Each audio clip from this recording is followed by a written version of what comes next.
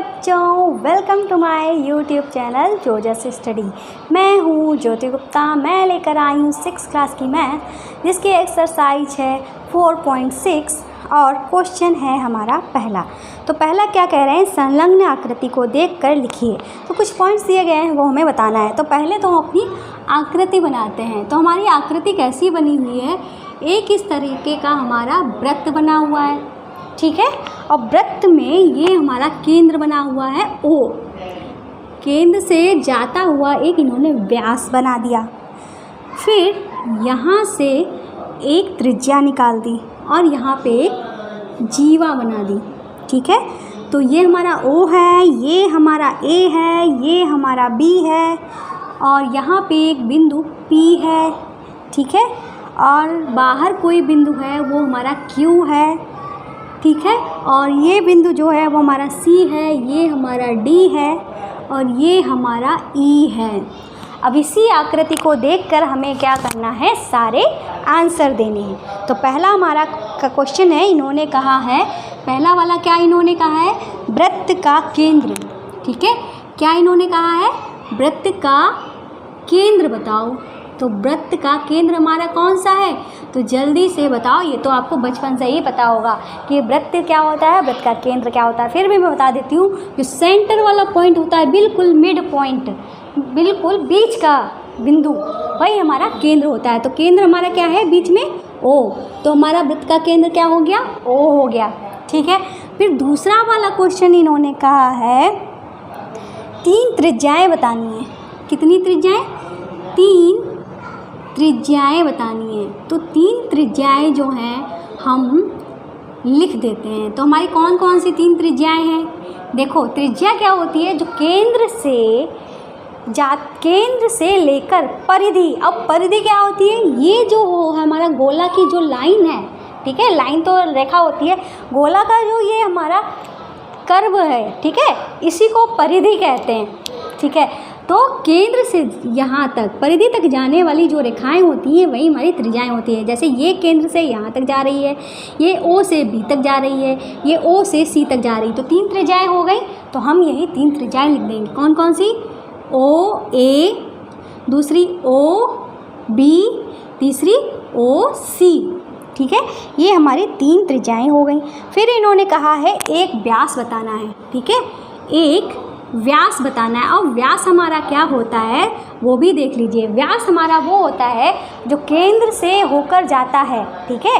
जो केंद्र से होकर जाने वाली ऐसी रेखा जो एक सीध में हो और परिधि तक जाती हो, दोनों तरफ परिधि तक जाती हो। जैसे ये हमारी एक परिधि से स्टार्ट हुई, केंद्र से होकर जा रही है और दूसरी तरफ परिधि पर पहुंच गई है, लेकिन गई इस तरीके से है कि वो एक सीध में है।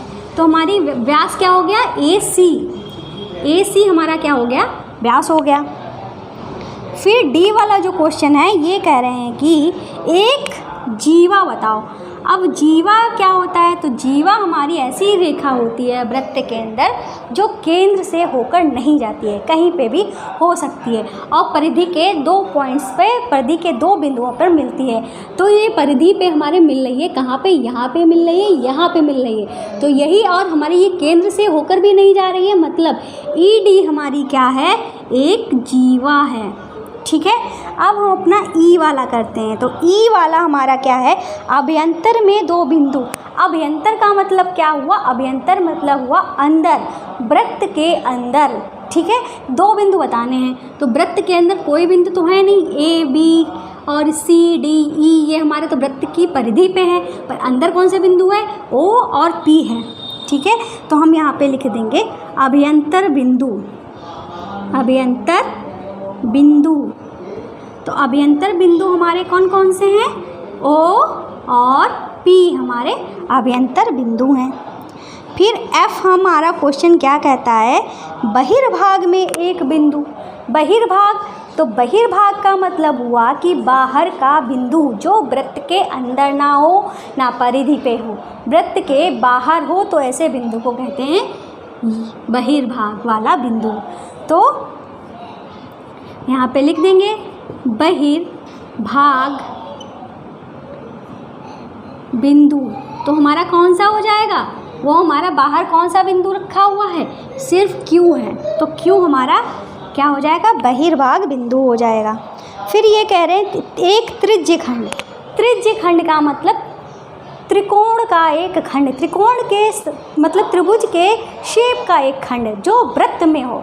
तो कौन सा है, हमको ये जो दिख रहा है ये हमको एक त्रिभुज के शेप में दिख रहा है, पर त्रिभुज नहीं है, ये वृत्त का एक, ठीक है, वृत्त में एक त्रिज्य खंड बना हुआ है, यही हमारा क्या हो जाएगा, त्रिज्य खंड हो जाएगा।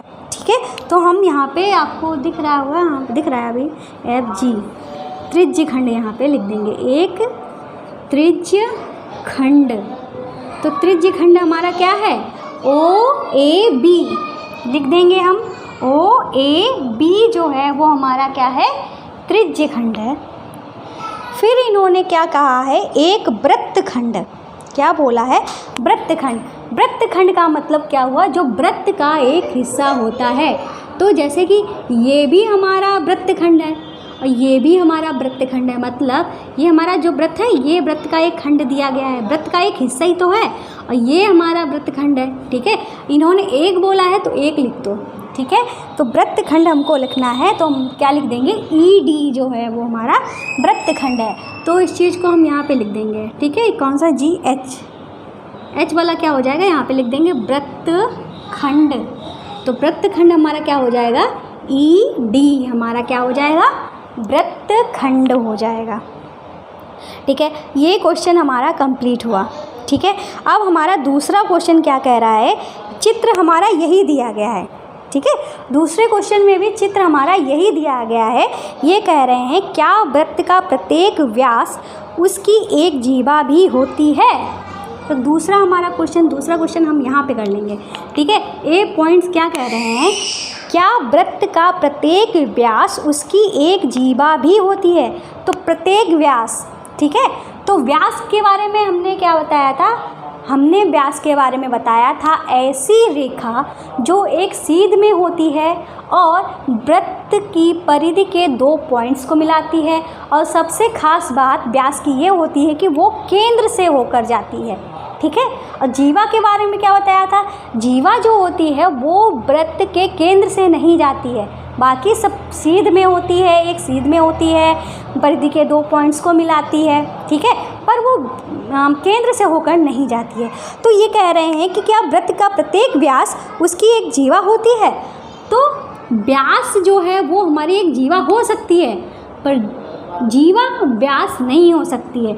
तो हम यहाँ पे लिख देंगे, हाँ व्यास एक जीवा होती है, व्यास एक जीवा होती है। ठीक है, ये लिख दिया।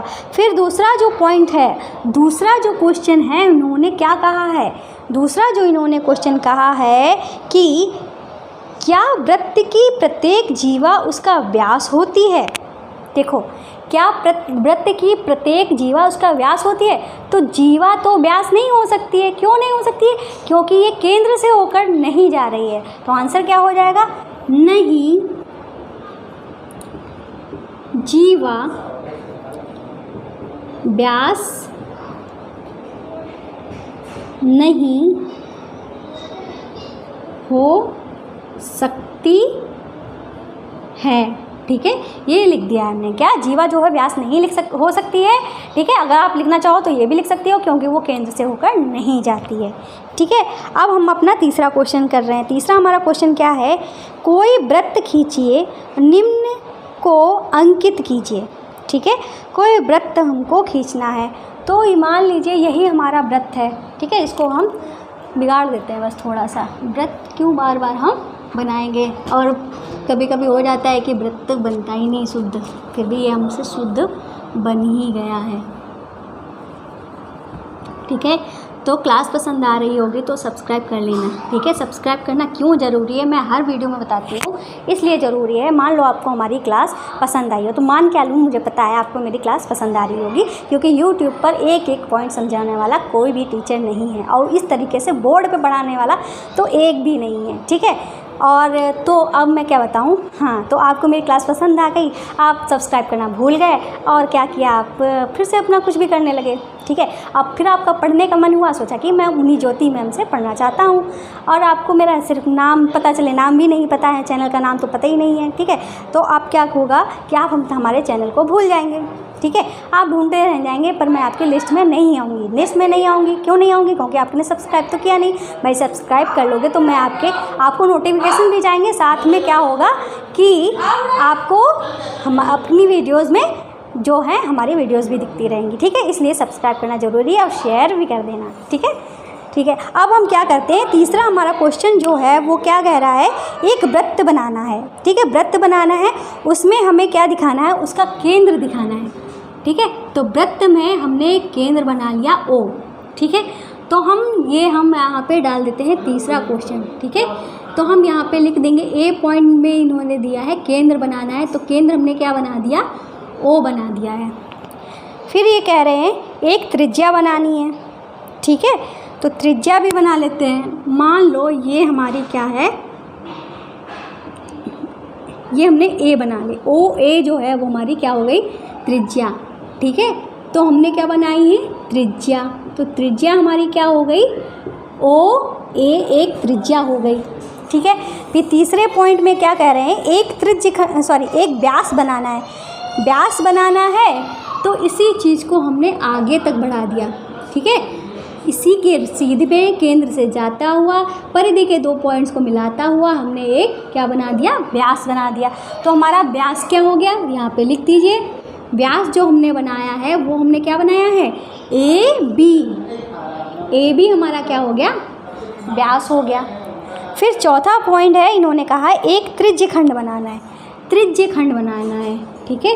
त्रिज्यखंड का मतलब क्या है, एक इसमें त्रिभुज के शेप का हमने एक त्रिज्यखंड बना लिया। तो ये क्या हो गया, हमारा एक त्रिज्यखंड हो गया। यहाँ पे हम बी तो हो ही गया है, सी लिख सकते हैं। तो हमने एक त्रिज्यखंड बना दिया। तो त्रिज्यखंड हमारा क्या है, त्रिज्यखंड ये हमारा क्या है, AOC, ये लिख देंगे AOC, ठीक है।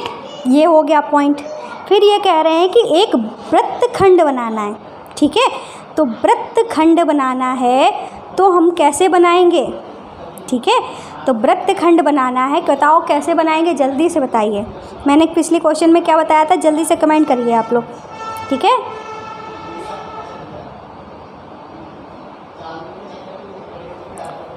ठीक है, तो हमको क्या बनाना है, वृत्तखंड बनाना है।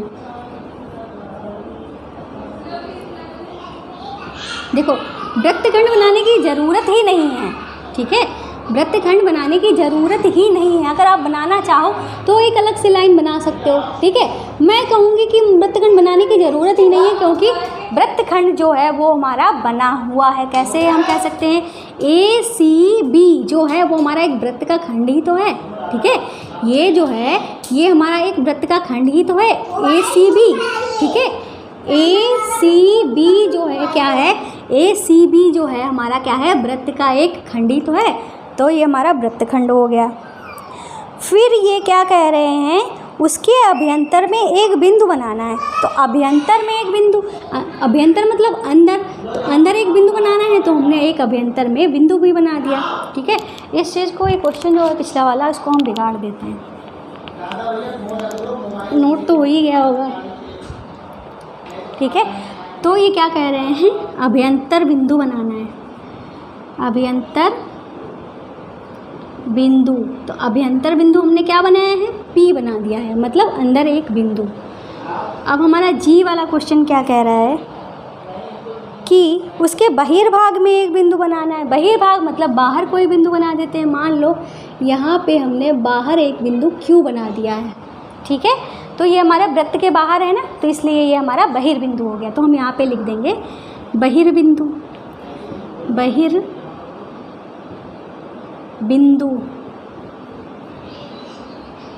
ये हमारा क्या हो गया, Q बनाया है ना, तो Q हो गया।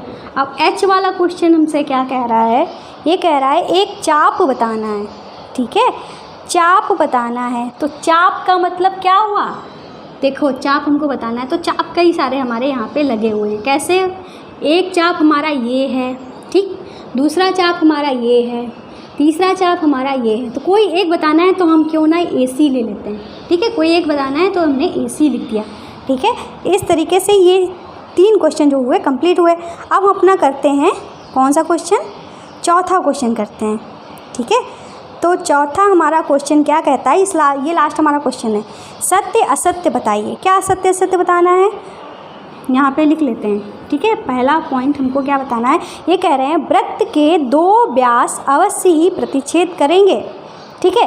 तो ये कह रहे हैं कोई वृत्त है हमारा, ठीक है, इसके 2 व्यास ये केंद्र से होकर इस तरीके से जा रहे हैं, तो ये कह रहे हैं अवश्य ही प्रतिच्छेद करेंगे। तो भाई व्यास हैं, ठीक है, व्यास हैं तो प्रतिच्छेद तो करेंगे ही, कहीं से भी हम बना लें तो प्रतिच्छेद तो करेंगे ही। तो ये पॉइंट हमारा कैसा हो गया, सत्य हो गया। बी हमारा क्या है, बी जो है क्वेश्चन इन्होंने कहा है वृत्त का केंद्र सदैव उसके अभ्यंतर में स्थित होता है। तो भाई वृत्त का केंद्र जो होता है और हमेशा वृत्त के अंदर ही होता है, मतलब ये बात भी हमारी कैसी हो गई, सत्य हो गई, ठीक है। तो इस तरीके से एक्सरसाइज कंप्लीट।